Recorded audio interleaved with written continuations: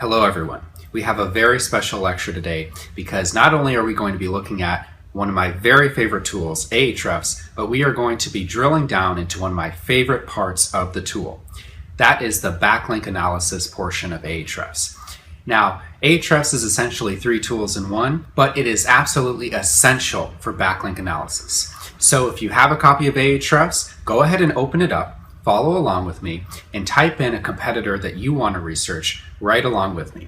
I'm going to use the ahrefs.com domain itself just to get some quick metrics, but of course you can use whatever you'd like. You can see on my screen that I already have ahrefs.com in my dashboard because just for purposes of this course, I'm monitoring that site.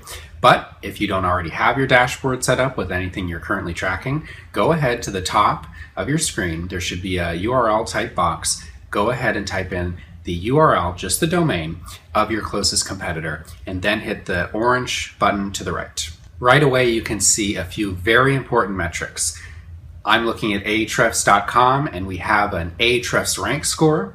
That is basically a list of how this stacks up against every other website in the database. So you can see it's 5,465. That is a pretty good rank. You can see that that means Ahrefs gets just about 91,000 visitors every single month, and it's ranking on just about 24,000 different keywords. It's also doing a little bit of pay-per-click advertising. You can see to the right over here, it is currently advertising on 28 different keywords. A lot of people go straight for the backlink section, but I find that that is a bit unwieldy. I think the better way to do this is to click right under here, referring domains. And what this does is it still gives you all the same backlink information, but it is a little bit more easy to parse because it's organized based on domain.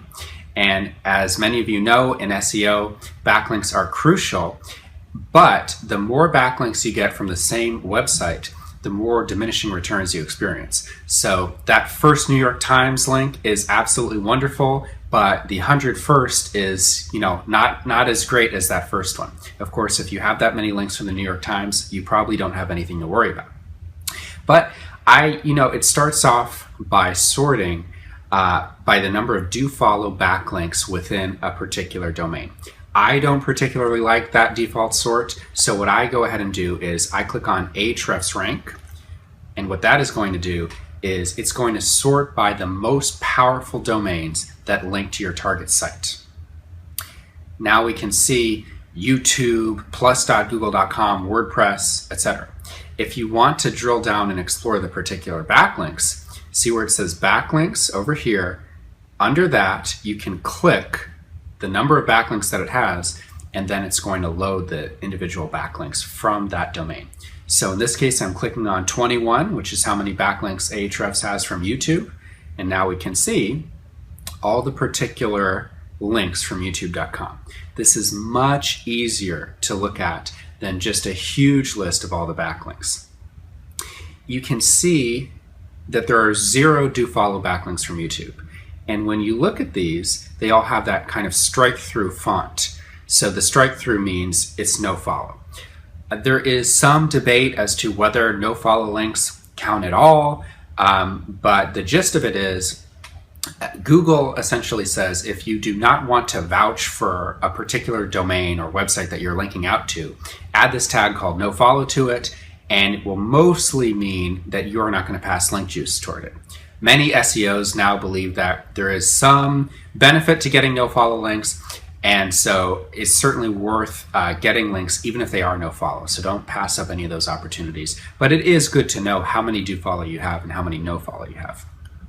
Again, the strike through means it's no follow. You can also go up top, click on link type, and select only the no follow domains. This is particularly useful if you think, you know what, I have enough no follow. I only think that do follow is going to really help me in the rankings.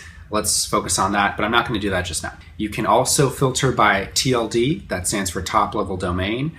Many people believe that .gov or .edu domains carry particular weight coming from Google.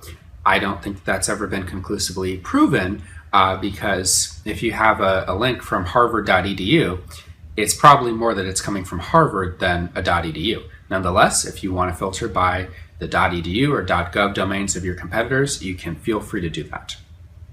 If you scroll down the list, you're going to see a whole bunch of different domains that link out. And again, you can see how many are do follow, how many are no follow. And what you want to do from this is, let's say you have a new startup and you're not the first person to come up with the idea. There's another competitor and they're doing great. Their SEO game is on point. They have a whole bunch of backlinks. You can go through the list of their backlinks to try to see which places you can get links from. So maybe they were featured by a particular reporter. That is going to show up right here in Ahrefs. If the Huffington Post covered them, you're going to see that right away toward the top if you sort by linking power or Ahrefs rank. So maybe the person who wrote about your competitor would write about you. Maybe they'll edit their pre-existing article, or perhaps they'll just keep you in mind for a new one.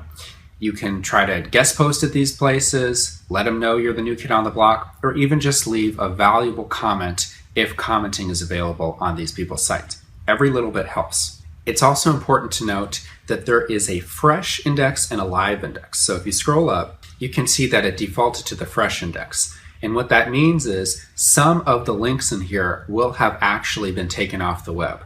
I believe that it goes for 90 days. If it doesn't see a link active in 91 days, I think it takes it off even the fresh index. But this is good because sometimes a website might be down for maintenance, or it might be having some other reason why the link is still good and it will reappear, but it just isn't there right now. So what Ahrefs does is it keeps those sort of in limbo links in their fresh index list. But if you click live index, that will bring you to the list of only those links that were active and present the last time the Ahrefs crawler checked that website. You can also scroll up, and under the referring domain section, you can click new. And as you can see here when it loads, this gives you a nice list of all the new referring domains you've collected. This is very useful. A lot of you are going to be monitoring competitors very, very closely, and you'll want to know if they just got a new linking domain, how can you get in touch with that person? Have you already made contact? What can you do to get in their good graces and potentially receive the same link too?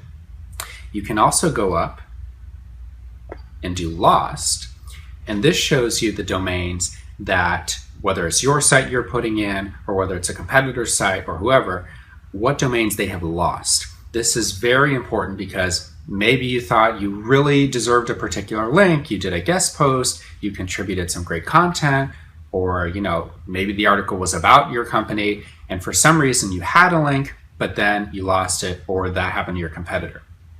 This is going to be very important to monitor because you want to be aware of these potential opportunities to reclaim your link.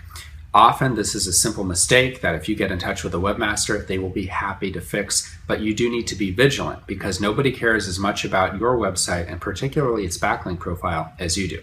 So always be monitoring both the new and the lost domains section.